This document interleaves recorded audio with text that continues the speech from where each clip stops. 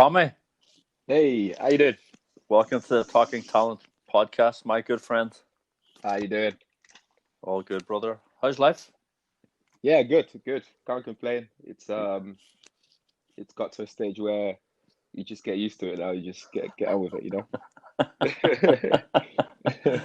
Because your content has changed over the past few months. Yeah, It yeah. just It's it just used to like, be like Tommy's in Abu Dhabi, he's in Saudi, he's in Vegas, he's in New York. Now it's like Tommy's looking out his window and there's people walking past. starting to notice more stuff in the area that I've never noticed before. I'm like, so this is what I used to miss. This Yeah, is what but I've been missing. that's the beauty of this whole thing. Mm. Man. So how's it impacting you? Both personally and professionally. I think professionally wise, like work wise, it's been all right. I've been quite lucky because obviously working in tech, tech doesn't stop really, does it? So phones are still getting launched and laptops and whatnot. This everything's still coming out. Um, Yeah, so that's still going well, luckily. I was just reading an email yesterday from IFA. Um, Most likely they'll still go ahead in September, but in like a smaller way. So that would be interesting to see how that goes because we already having conversation about CES next year as well to see. I'm wondering if that will go ahead because the city of Vegas itself is fully closed. Nothing's open there, and it's basically a hospitality city basically, and there's no hospitality. They've lost billions really. absolutely. You know So it'd that. be interesting. Yeah, the biggest income earner for Vegas in the past few years has actually been dance music. It's overtaken gambling. So more Gambling. people are going in there now to go to the raves and to the EDM scene Oh than they wow, are actually to the gambling. that's Um, interesting. yeah, but if I don't know if you've went to any of the day parties at Hakkasan or any of those, but you can see that it's rammed and Oh people are yeah, paying so much money for these beds and all this. yeah, So yeah, yeah. it's Like yeah, I've seen all that. Yeah, like it's a lot of money as well. I think last one time we went, we paid like close to 3 grand for a bed. and what came with that? We that was last year actually. Yeah, did you get beers or champagne or anything as well, or was that just the bed? He came with a bottle of I think the boy selected like vodka or something. I can't remember what we had or rum, Yeah, something like that. it's a That's what different he world, came with. isn't it? It's a Yeah, it's different mad. world, man. Yeah, yeah, But it's crazy. I think that for me and you and people within the sort of the tech scene, there was the first thing that really sent the shockwave throughout the scene was whenever Mobile World Congress started having everyone pulling out. All of us, like first of all, it was say Samsung, then Huawei, and I was like, wow, Yeah, like how are they going to run with this? Because it was all the big yeah, Asians that were pulling out first of all, yeah. and That's it. then they cancelled the whole show, and I was like, wow, this is getting real.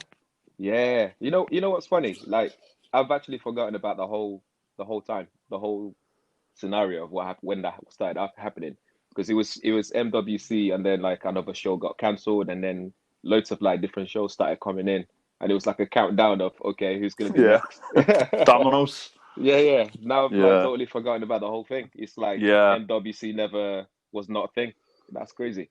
And so, me and you, the first time we ever met was at MWC down in Barcelona. And I always remember you as this coming in, and you had this, and I mean this in the best way, like you had a real cool vibe, like really calm, nice, warm guy, like just a warm human being, a really good guy. And the Thank other you. thing I remember about you is you were too handsome, right? But it's getting worse because every time you post these photos, it's like this guy's getting better looking every week, and he's trying to make the rest of us look bad. Don't you, don't believe the filters. It's the man, filters. you need to stop posting these photos on Instagram. I was happy to following you on Twitter, and now I'm having to look at. Now you're getting better looking every week, so you're crushing my soul. But That's so what's hilarious. happening? What's been going on with all the brands you're working with? Obviously, you have a lot of you're doing a lot of you're the face of a lot of things now as well as being the sort of the expert on a lot of the tech, and that's been a great transition to have because there's so few people who can do that. So Yeah, what was that journey?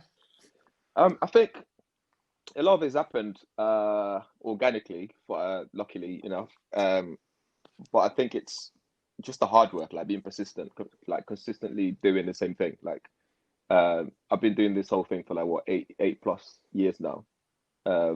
So some of it are from relationships built over the years with brands, and some are just like constantly pitching ideas to brands as well to see what we can do, how we can work together.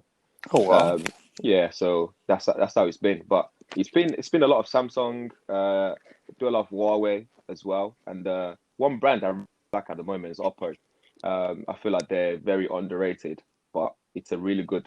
They make good phones, but Yeah.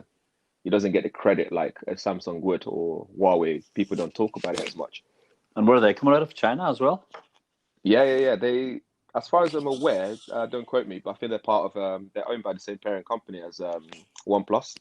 So a lot of their ethos and like design and tech that they use are very similar. So like their latest Find X2 Pro, in so many ways is very similar to the OnePlus.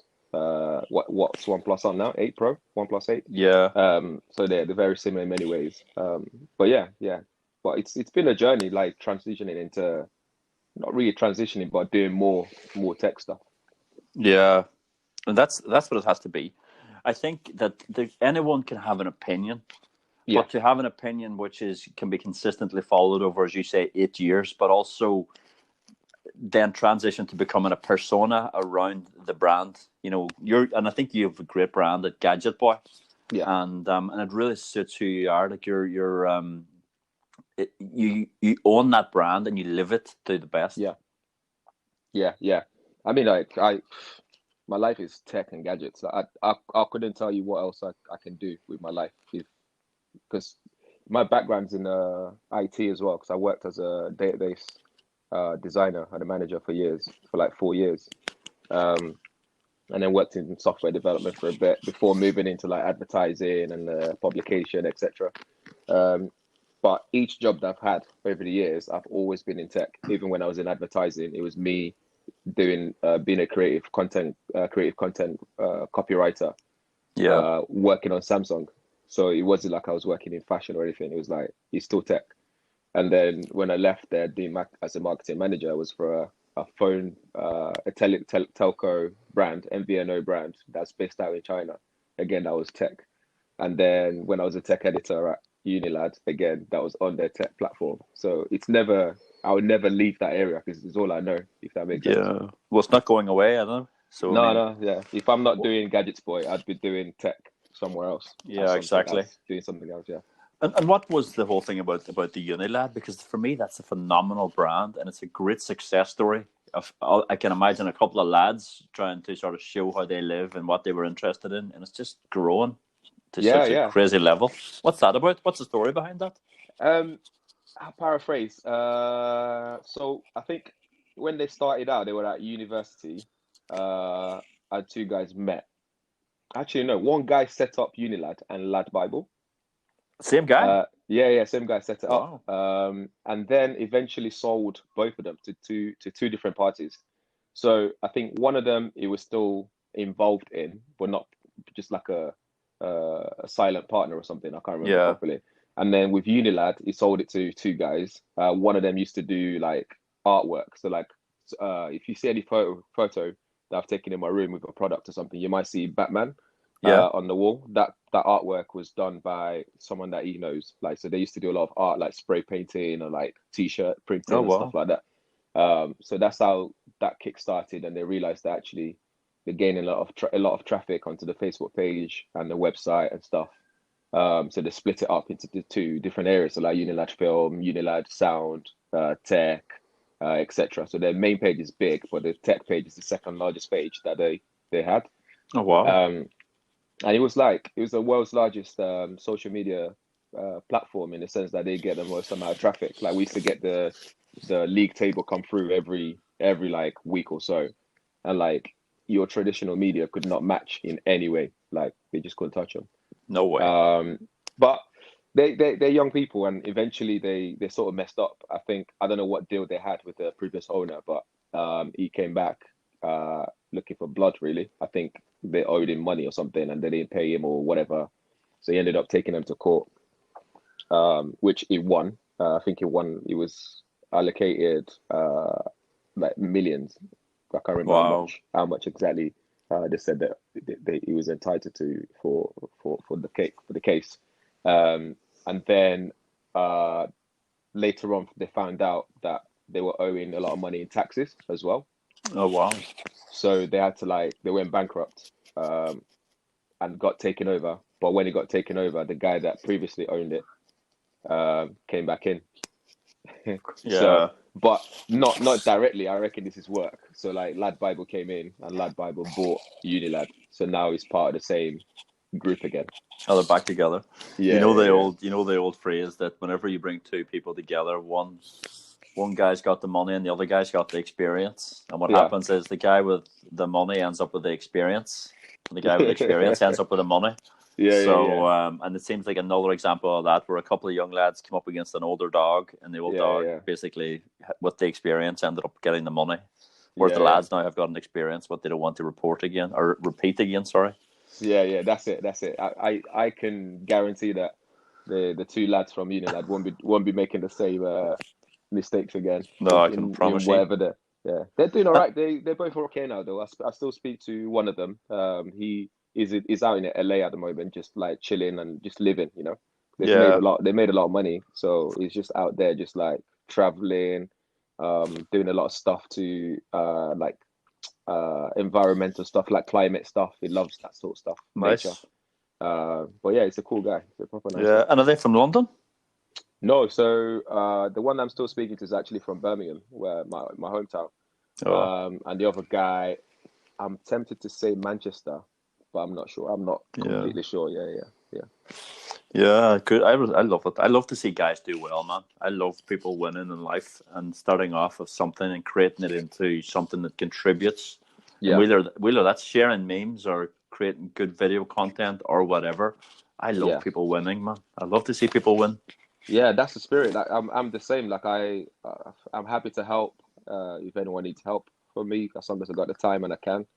And for me, I think there's a space for everyone to win. There's enough space for everyone. So there's no like when people in tech, a lot of people in tech would ask like, do you feel like these people, they're your competition or whatever? I'm like, if I want to look at it from a business perspective, yeah, they are, like, you know, in real terms. But at the same time, they're my friends first, and there's room and space for all of us to eat, and you know.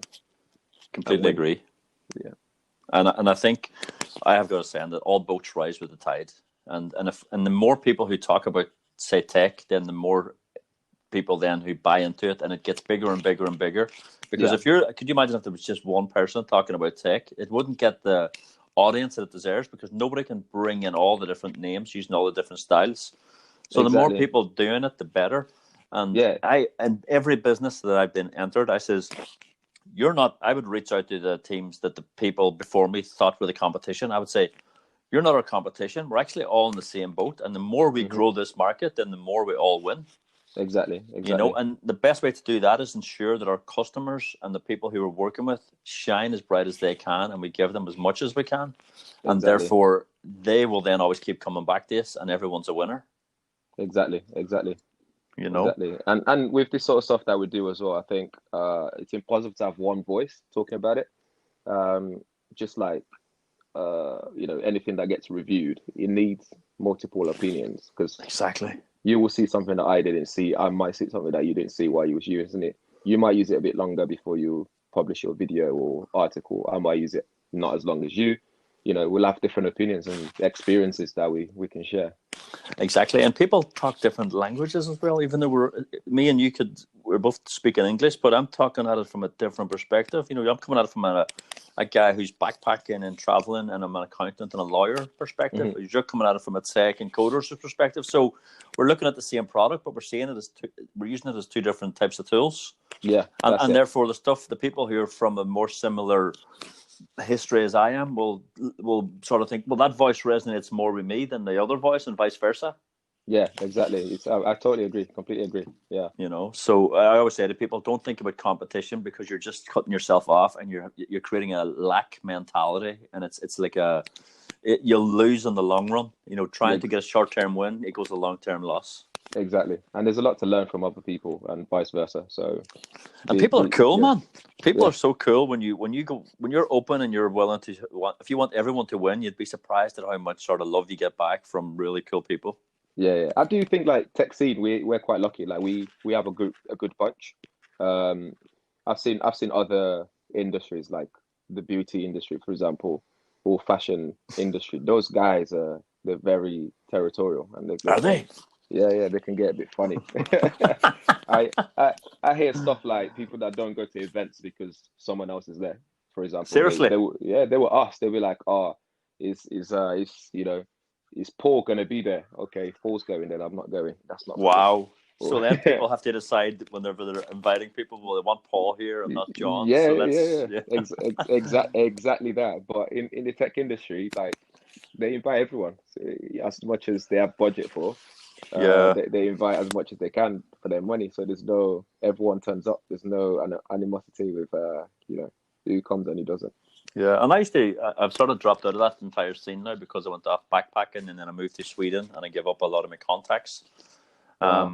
And for me, I have to say, I really like the other people. I mean, we used to be called influencers back in the day, but it's such a crappy term. But they were just good people who were passionate about a product, Yeah. and I really liked them all individually. I'm still in contact with. I haven't seen you for years, but I'm still in contact with you and following you and supporting you, and vice versa. And Yeah. that's 100 people just from one event that you meet up with, and you meet them the next time again somewhere else in the That's world. it. That's it. And it's a small world when it comes to tech. Like like it becomes a thing. You see each other every year at different events and like briefings and whatnot. And it's such a pleasant experience when you turn up and you see those faces and you're like, "Oh, how you doing?" It's nice. Yeah, and I'm a geek too, and I actually get so excited for the new launch every time, man. No matter if it was like a lower like level phone or a high level or whatever it was, I loved the whole vibe of it, man. But Yeah. How's Sweden? I love it. I love it. Wow. I've just come from a meeting with the mayor of Stockholm's office. I'm doing Oh a wow. big launch That's around amazing. talent attraction in the coming days, and I really appreciate this place. It's an amazing country, and Stockholm is an amazing city. Yeah. It's a place that you grow into, and Right. it's a very respectful place because in Sweden, people might come across as being cold or standoffish or whatever. And the Mm, best analogy I have for you is, let's say you stand at the top of the escalators out at the main central train station, hmm and you have a map. The next 1,000 people who come up that escalator is going to go straight past you. But the first person that you stop and say, "Excuse me, could you help me?" They will stop dead and they will almost walk you to where you're looking to go to. And it's a different mindset because I think it's the friendliest big city in the world. Like what Londoners, London? yeah, I really Or think London's a friendly place, man. I really love the vibe there too. And London's a strange place. Like it's similar to what you just explained, apart from the fact that if you stop someone, they won't want to spend their time helping you. yeah, That's the only difference. But like, people aren't that respectful here. Like, people are selfish. yeah, but Um, I think that in Stockholm they're respectful in the way that if you see you looking at a map, they're just assuming that you like looking at maps and therefore they shouldn't interfere. I don't yeah, know how they think, but I just know that they will never interfere with anything you're doing yeah. until you say, "Excuse me, could you help me with this?" And then they really like go all in. So I can Yeah. imagine if you come to Sweden from a different society, you might think that people are cold or whatever, but they're just different, man. I don't really Yeah. understand it yet, but I can only just say that it's respect in a weird way that they just let you get on with what you're doing and they don't Yeah, interfere. I do love the Swedes. I went to Gothenburg a few times, and I remember the reason I first went there was for a girl actually. uh, Nice. and I was like, oh, this place is actually really nice. It was clean. People are keep to themselves, and it was just straightforward. There's no hassle. It's just nice. So I can imagine like that's what it will be like. Is it expensive there? It's not as expensive as it used to be by comparison. I mean, the way I look at prices is what am I buying for the price? So if I look at it, I don't drink beer obviously, but if I was to go into a pub and buy a drink, the price might be higher than it would be say in Birmingham or Dublin, but it's not so much more than London, and sometimes probably cheaper than London. Right, But right. I look at that and I go, right, what I've got a great clientele. people are international minded. They're cool. There's going to be no trouble or fights or anything like that, and everyone looks amazing. So Yeah. if I'm paying like the equivalent of £8 or £9 for a pint, I'm not buying a glass of liquid. I'm buying an experience of being surrounded by beautiful, nice, cool people who you're can have a chat with. So I always try and look at it from that perspective, as opposed to I'm buying a liquid in a container, and I can get it down the street for £1, and then here it's £10. But buying it and drinking it behind the bus shelter is a different experience. Right. So Gotcha. that's how I look at stuff. Fair. The restaurants and all is cool, but I think taxis are dear here compared to the UK. But I think that it's not as expensive as people think they are, as they think it is here. Okay. Yeah, because that's the stigma that I get from Stockholm. Everyone always like it's expensive there. But Yeah, for me, everywhere that people have said that about, I'm like, not really, because I live in London and things. I don't think anything gets even more expensive than it is there. And in London, things can only get as expensive as you want it to be. So if you want to be eating out and spend it and in expensive restaurants, you can. If you want to be eating out in cheaper restaurants, you can. So you got options. and that's what I love about London is Yeah. if you want a £1 dinner, it's available. If you want Yeah. a £1,000 dinner, it's available. It's available. Even with property, like rent is as expensive as your taste. Like Exactly. if you want a box that's not that big, you will get something for £500, £600 a month if you really want it. But if you want Yeah. something that's big and comfortable, then you have to be willing to also step up your budget and spend £1,000 plus. And I think that's where people sort of think that Stockholm is expensive, because we don't have a big swing in that regard. It's actually quite more of a middle ground where, like, most lunches will cost between £8 and £12 equivalent, or €8 and €12. Whereas Okay. in London and Dublin, it can cost between £1 and £50. Wow. So there's a bigger swing, for us. But Yeah, here yeah. it's just like almost everywhere is around the tenner. So the people who are looking for a £4 lunch are not going to get it. But the people who are looking for a £50 lunch, it's actually not as easy to get either, because everything's quite sort of balanced out, which is nice. Yeah, gotcha. That's all right. That's all right then. Yeah, that's all right. At least you know what you're up against, and I mean, it's fair enough. Everyone's sort of balanced out here. But when I look at the sort of the brands that are coming through at the moment, you mentioned Oppo. What other tech brands should people look out for? I think for smartphone, you got Xiaomi, you got Oppo, but I'm not a big fan of Xiaomi in general, so I don't really use their phones as such. There's also Poco phone that they did a campaign recently that shows that they're back, because I think they released that one phone and then no one heard from them for a while. But they said they're back. But again, these brands they're releasing phones that are they're packing a lot of features, like spec wise, they're really good, and the pricing is like cheap, so accessible. Oppo have like their flagship phone, and then they have like the cheaper ones as well. But there's not the cheaper ones doesn't mean extremely cheap. They'll probably take things like, I don't know, refresh rate down, or maybe smaller battery. But you still get like really good quality for your money. So yeah, I think smartphone wise, these are the brands that people should know about. Obviously OnePlus as well, but I think OnePlus now they have a name, like people know OnePlus now compared to the other two. I heard a story about OnePlus, and apparently, you can probably correct me, but it's actually the OnePlus part of the story is actually from Sweden, and apparently there was a Chinese company who had a fantastic tech, and they had it was not a Western friendly name at all, and they weren't selling at all. So some Swedish guy went to them and says, if you provide the tech, I'll provide the branding. And the Swedes are great at that. And he said, so basically when you look at like the wood sort of finish and things like this on it, it's very Scandinavian design. Yeah. So he has brought, I've heard the story a few times in Sweden, but no one outside of Sweden seems to know it. That it was actually a Swedish guy he owns the brand and the whole thing around it. And he has been able to bring it to the West, and the tech is actually Chinese, and I can't remember the name of the company, the Chinese company that he has sort of got this joint venture with, and that's how it came out.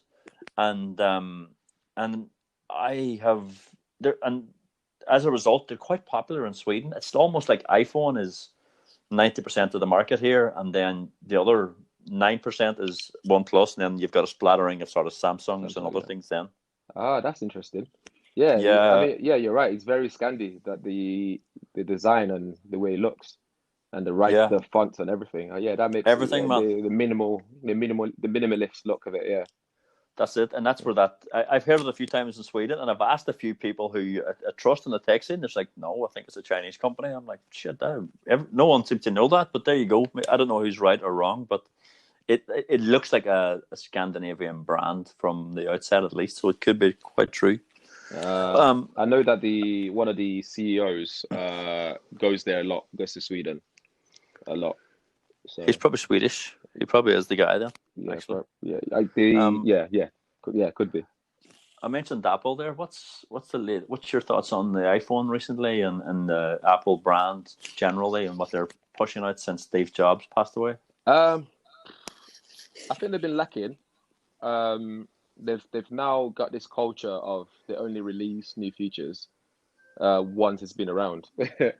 Once it's been tried and tested by other brands, it almost feels like, for example, the ultra wide angle lens didn't come out for ages, even though Android phones have been doing it for like God knows how long. So it's interesting to see how behind they usually are. But to be honest though, the iPhone 11 has probably been the only iPhone in a long time that I've got like being interested in, because I use ultra wide angle lens a lot. So having down the iPhone was really helpful. It was really nice, but it's still the best. Yeah. It's still the best for video recording. So for video, yeah. I think iPhones are still the best when it comes to video. Has the new Samsung got 8K? It does 8K recording, but it's binning. So it's what's that, like the megapixel and stuff. It's not native in my head, like the way. Oh, okay. Yeah, I don't think it's native as much as the way they say it is, because you record with it and I'm just like, what is this it? Yeah. It does like ultra high resolution, 108 megapixel, I think.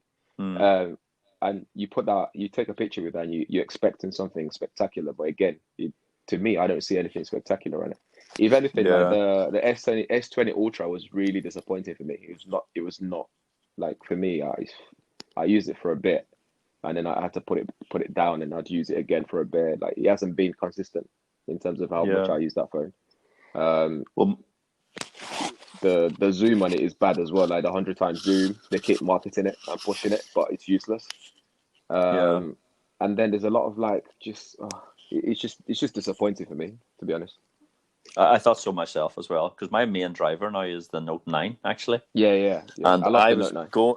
I was going to get the new phone then, because it's coming out of contract now in September, and I was hoping to go for so in September past, I was hoping I was going to get a new phone or get the S20 or something. And I looked at it and I was like, no headphone jack. I mean, they sort of have stripped it back down, and they're the extent where I was like, I don't even want to spend £1 on this, mate. Never mind whatever it is, 1,500.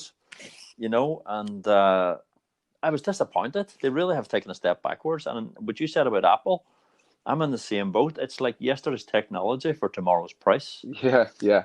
I think. Yeah, but the thing is, we have this opinion because we're tech people.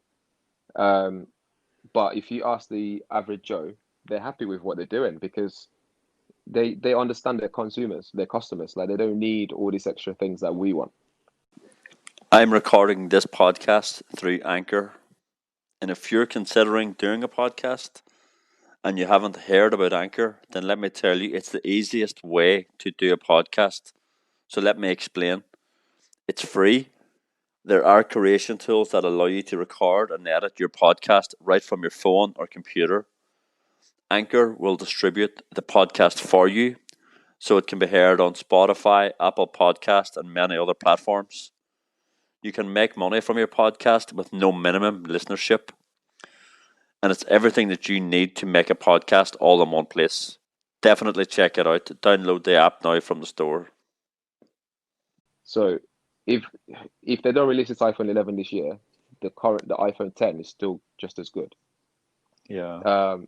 In fact, I think they're selling more of the new. I can't remember what they call their cheaper version, SE or something like. Not the SE. There's Yeah, another the one. SE. They're selling more of those ones than they're doing 11 because those ones are quite like good battery, camera's good. It's cheaper. It looks nice as well. So it's just like And wow. it looks the same. Yeah. It looks the same because my wife actually has that one. The cheaper, it's about 200 or 300 euros cheaper, and it's basic. I didn't even know this until last week. I thought she had the biggest one, No. like the top level, and then she was no. This is the I got this through work. Yeah. I was like, wow. Yeah, because they released a new one. I can't remember what they called it, but this new one has basically the iPhone 10 internals. I think it was on an iPhone 8 or something like that. It was just mad. For almost like 2/3 of the price or something. Yeah, exactly. And I think someone else is reducing the price of their phone this year. Actually, was it the Pixel 5? The current Pixel's gone down in price. The Pixel 4, 4 and 4A, they've gone down in price. But I'm guessing that's in preparation for a new one that's going to come out. Yeah. Well, I was reading that the Pixel 5 is on its way, but it's actually cheaper than the last price of the Pixel 4 and 4A. So Google seemed to be pushing even the price down as well. Yeah. See, I've always seen Pixel phones as like a pet project for Google though, because they don't really put a lot into it.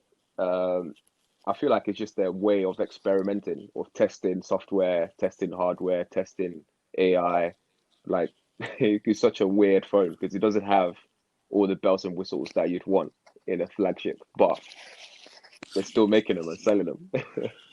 No, they don't say they love it, do they? Like, they're just like, oh, here's a phone. Yeah. But there's no love in it, man, at all. No. But the one thing I like about it is the thing that I used to like about the Lumia devices, and it's the thing I like about Apple devices.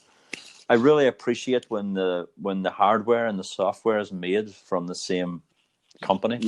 Because it merges together a lot slicker from my. You know, and when I look at the old Nokia, it was particularly when it was under the Lumia brand, where you had the Microsoft software combined with the Microsoft hardware. And I mean, if you look at the Surface devices from Microsoft, oh, they're beautiful. I love them. Yeah, same. I love them. Same. The only reason I don't have one is because the one that I got, one day I woke up and it just bricked on me. It was Microsoft in Ireland who gave it to me, and I must have sold 100 of those in Sweden for them, because I would show everyone, look at how slick this tech is, man. Yeah. And everyone, like half of my office space had one by the end of the 2 years. And then one day I woke up and it was completely bricked. And to this day I still have it, man. I just can't dump it. Oh no. Yeah, I really love it. The thing with me is because I don't edit on Windows system. I use Final Cut Pro on Mac.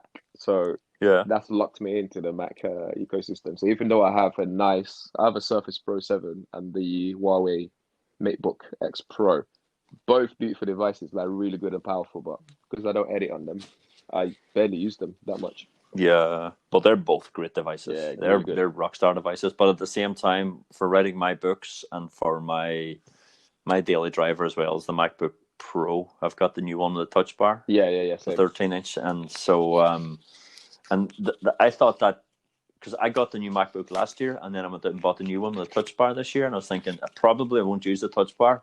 But honestly, now that I've got the touch bar and I also have last year's, I can't look at last year's now. The touch bar is so slick. You know, for emojis and things, even simple stuff when you're, you know. If the touch bar I don't really use. No, I think the only couple of times I remember that I've probably used it is when I was typing, and it does the word suggestion thing, the word correction, and I'd quickly tap it, and I think that's great. But besides that, I don't use it for like editing or like you said, like emojis and stuff. I barely use it. Yeah, well, I'm mostly typing, so it's why it works. And even for like, if you say I'm having lunch and I'm doing the predictive text typing is great on it. So I really get value out of the MacBook. But I think from an office use perspective, you know, where you're sort of going in and out of meetings and on and off calls, I think the Surface is a superior device for that. Yeah, it is. Because it just folds up, goes under your arm and disappears, you know, and then. But so looking at the next steps, uses IFAs, sort of hoping to open up, at least on a smaller scale. Yeah.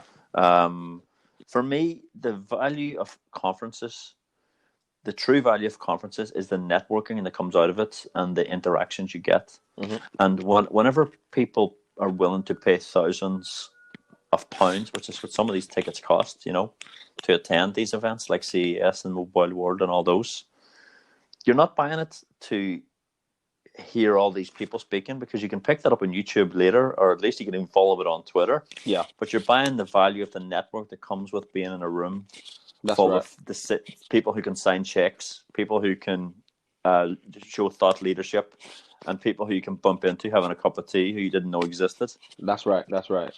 And we've all been bombarded by invites to digital conferences and all these things that they want to call them. Mm-hmm. But it doesn't bring the value, because the real value is in meeting human beings, and that's what human beings are all about. We are social animals. Yeah. You're So right. what do you see going forward? Like, how does this? Because you've probably been to as many events as anyone. Yeah.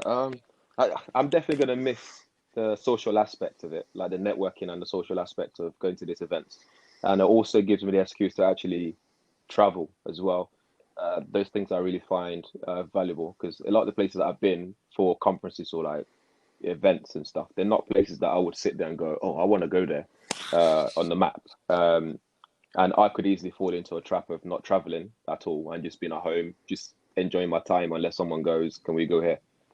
So I find that really valuable. But I also think it exposes the fact that some of these events are pointless, in the sense that you can still achieve what you can do, but without leaving your house, in some sense. Yeah. So, here's the thing. I like the big ones. I like the IFA, your CES, MWC.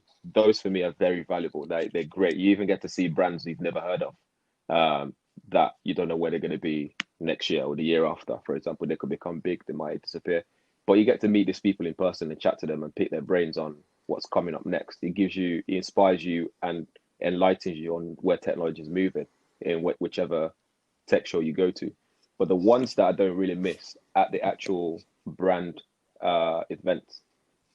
So, for example, Samsung events, that doesn't need to happen. They can just do a live stream and send us the device. We don't need to go there. Yeah.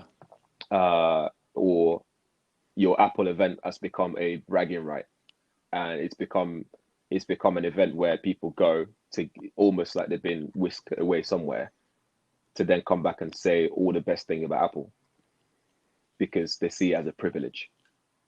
Those kind of things creates that culture in the industry, which shouldn't be there.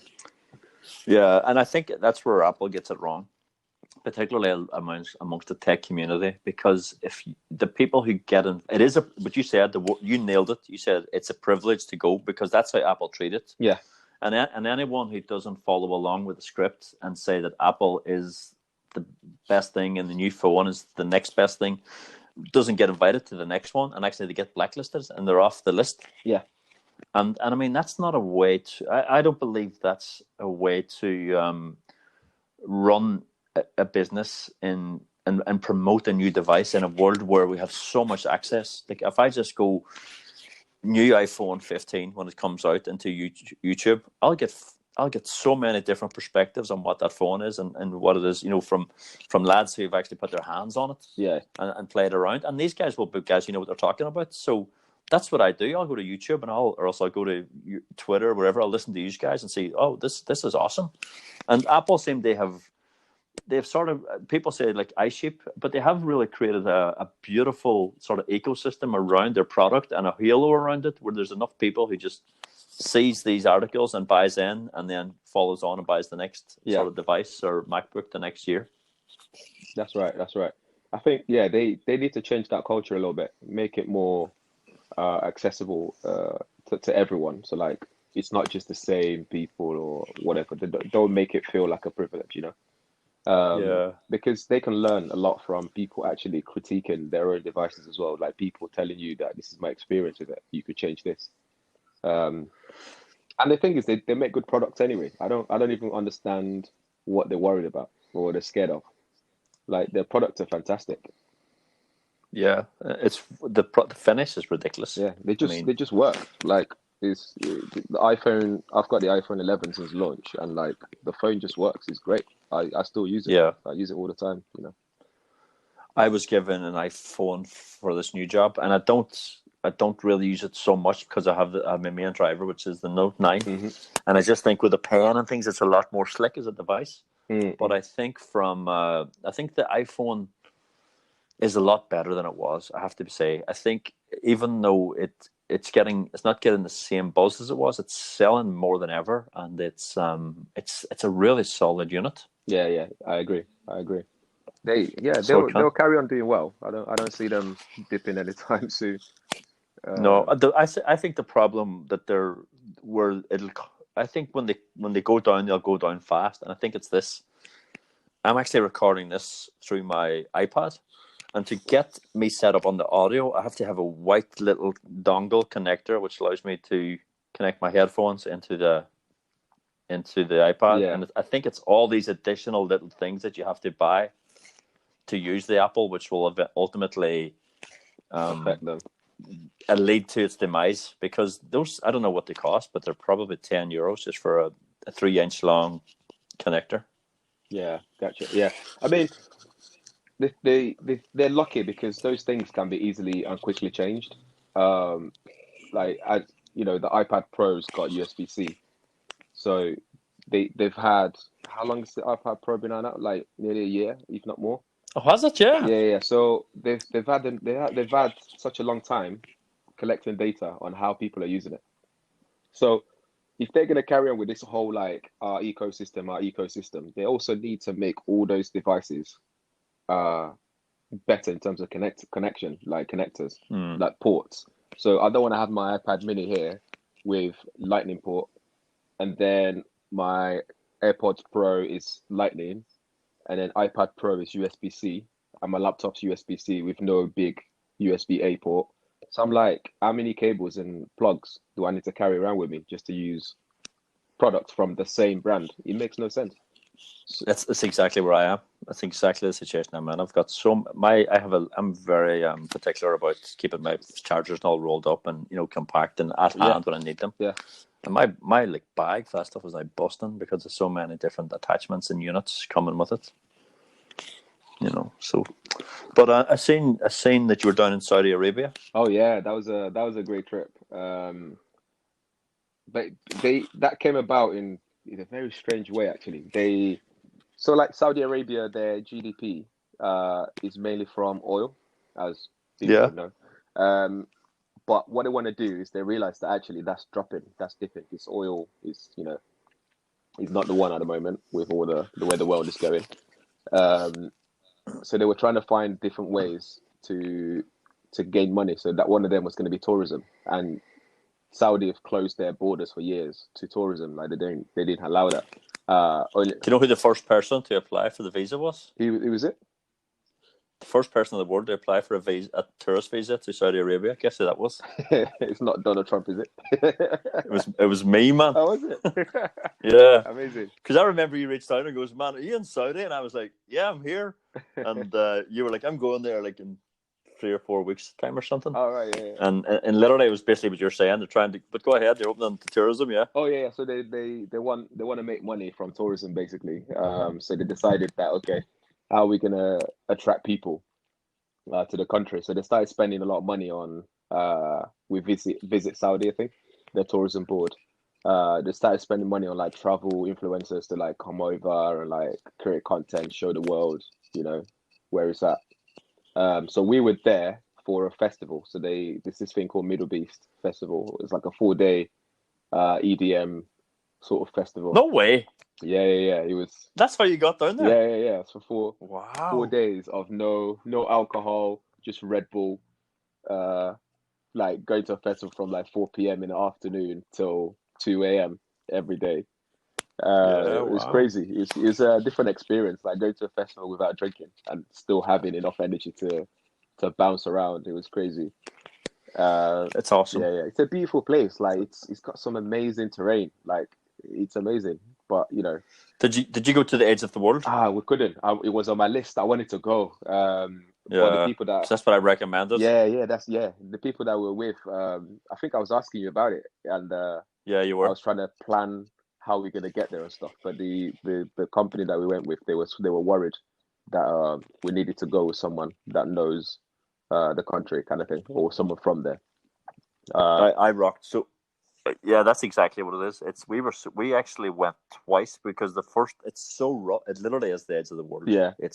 We went with, so one of my friends works for Forbes magazine, and he was in the country doing a Forbes magazine edition of Saudi because they're opening up to the world. And I heard that on the 1st of October they were opening up their borders to visas for the first time ever. Right.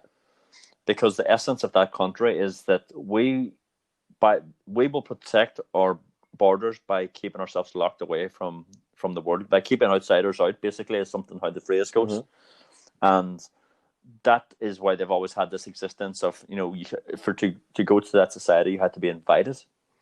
And on the 1st of October, they were opening their borders. So as soon as the visas were launched, I've been to like 140 countries around the world, and it was one of the ones I hadn't been to, but it was always one I wanted to go to.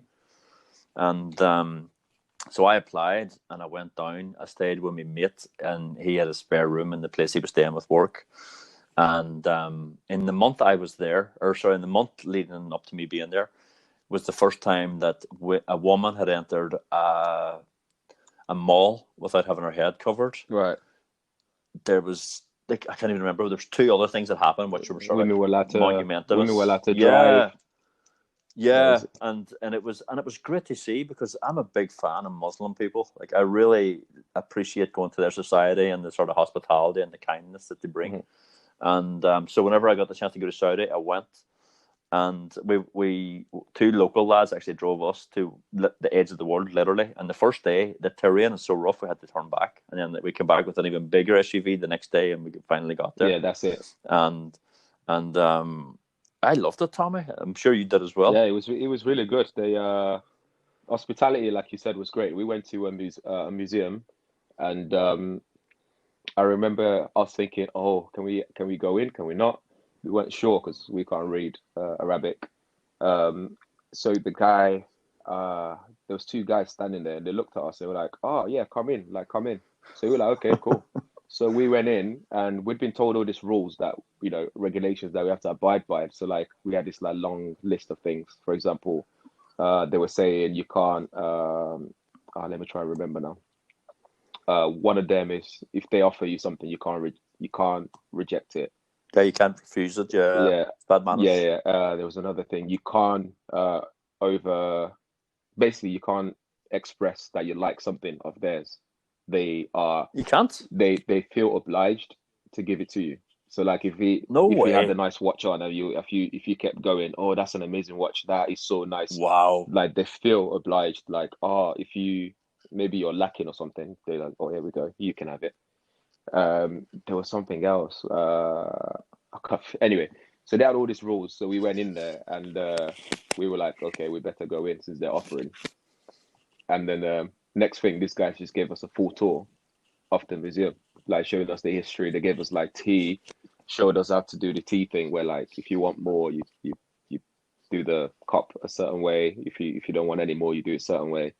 So there was two guys, so myself, my friend, and my other friend who's a girl.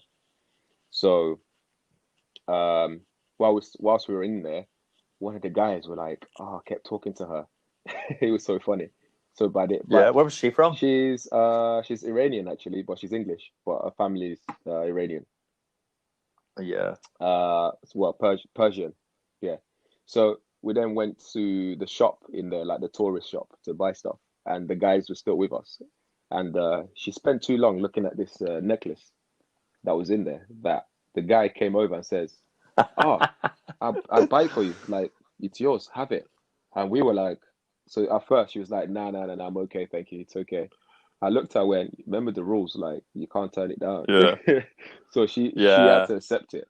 So this guy bought the necklace. And in my head, I was like, okay, I think we should get out of here before he claims you as his wife, and then you can't leave the country. So it was hilarious. But they're such kind people. It's ridiculous. They really are.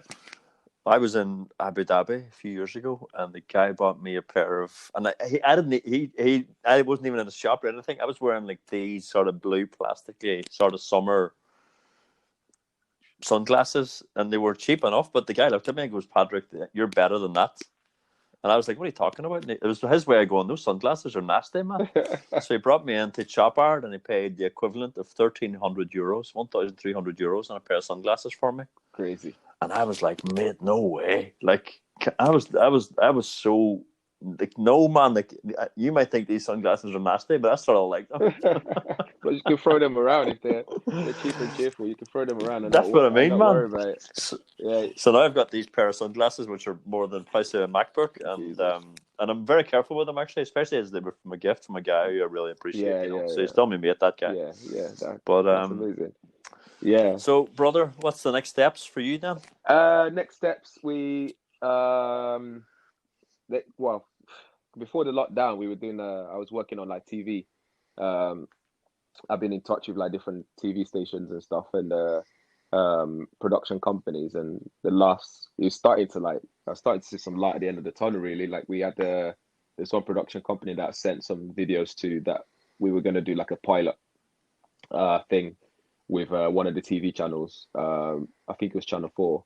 And then obviously the lockdown happened. But things are starting to sort of ease up a bit. So I had another Zoom meeting earlier with another group of people who were working on the TV idea that one of them came up with, which I can't really talk about, but they were just like doing the treatment and stuff like that for that. So who knows when that will happen, or if it will happen at all. But really, though, the next step is that to try and break into the world of TV. Wow, man! Inshallah, hopefully it comes good. God willing. Yeah, God willing. Yeah. God willing, man, that would be awesome if you got that. Oh yeah, it would be amazing, because I just don't. Yeah, I don't know. I enjoy doing my YouTube and all that kind of stuff, but my main passion is then the creative side of it. So I really want to create something that's big, that that I can look at and say, yeah, I've done something that's bigger than what I already do. So I actually have always thought that you could do well in America. Actually, I think you've got the look, you've got the experience, you've got the personality. I mean, you're a really good human being, man. Thank you. And I think the Americans would lap you up, because the Americans are really into the whole British thing at the moment. Like, there's so much talent from Britain. Yeah. From England, particularly, which is doing so well in America. Yeah, I wanted to move to New York like a few years ago. I was dating a girl from there, and like I was with her for like 3 months. I used to go back and forth a lot. That you got to a stage where I was like, yeah, I really should move here, but they don't make it easy to move there. It's very hard, and then now it's not so attractive anymore because the country's shambles. Yeah, but it's a weird place to live. Yeah, it's like Europe. Every state is so different. So like we have countries here, they have states there. So New York is so different from Florida, which is so different from Texas, which is so different from LA. Yeah. And so I mean, there's certain states that just resonate, and I think you'd shine over there, man. I really love LA. Like, I love their lifestyle in terms of like it's very laid back, and you meet people you never know. They might be the president of something or whatever, and that might be your next break to do something else. And I really loved New York just because it's very similar to London, but on steroids. Like, there's a lot more going on. It's very fast paced, and there's people collaborate more in the US than we do here. Do you feel that? Yeah. Like, in the world of tech, I don't remember last time I did a video with another tech YouTuber, for example. But or like, we have this thing here as well. Like, if I posted a video, even though another tech YouTuber we were friends with knows that I've just posted a video, he would never retweet that video. But in America, the tech YouTuber guys, they like support each other. Like, they'll post each other's videos, they'll like collaborate. Just little things like that. That's really nice. But I've got a rule. See if I'm on social media, I like everything I look at. I just like everything. Like, it's not that I'm. And the reason why I do it is because, let's say your sister or your cousin or whatever posts a photo of a kid's pair of shoes, or I'm not that much into baby size of shoes or anything like that, but the fact that it's important to them, so that they took a photo and posted it, means that I want to support them and just like it. So if I know someone's working on something, and I just want to support them as much as possible and like it, and just let them, their retweets or their likes or whatever, get up as high as possible. So if you look, I guarantee, if you look in the comments of me within your stories, I've probably at least clicked a fire or 100 or something on nearly, like, if you look back, there's probably 100 of them which I've had and it's just to show I love it, man. You're doing your thing. And although we don't talk to people every day or even every year, I see what you're doing from afar when I'm, on the bus or whatever, and I'm just giving you some love, because I appreciate it, man. We have to do it. I But I guarantee, if you look back, I know if I'm following people, I'm liking and I'm sharing and I'm commenting on nearly everything I can, just by habit, Yeah. Same. I try and do it as much as I can on Twitter. Instagram is very like quick for me. Like, I don't really spend too much time on each thing, so I'm very like bam, bam, bam, put it away, do something else. That's exactly. And do you know what I end up doing? I end up liking advertisements and all, and then I end up. So at the moment, I must have liked an advertisement of some sort of garden hose recently, because all my ads now are like garden hoses. But because that's another thing with Instagram. Like, you gotta be careful which stuff you click and what you like, because they just bombard you with just the ads. Like, you're like, I don't want to see these ads anymore. Come on. And I'm the guy, man. I'm getting caught on it all the time. But here, bro, it's been an absolute pleasure. Thanks for having me, man. I will include all of your people can find you at Gadget Boy across the board. Is it? Yeah, he is. Yeah, thank you.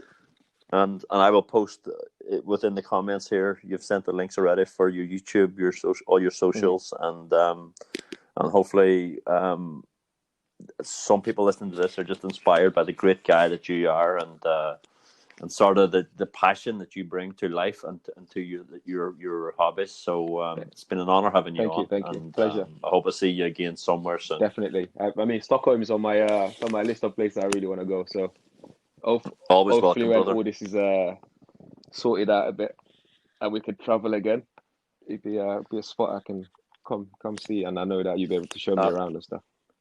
Absolutely, I'd be honored to. And if you need anything else in between, just reach out, of course. We'll do. Thank you very much. Thanks.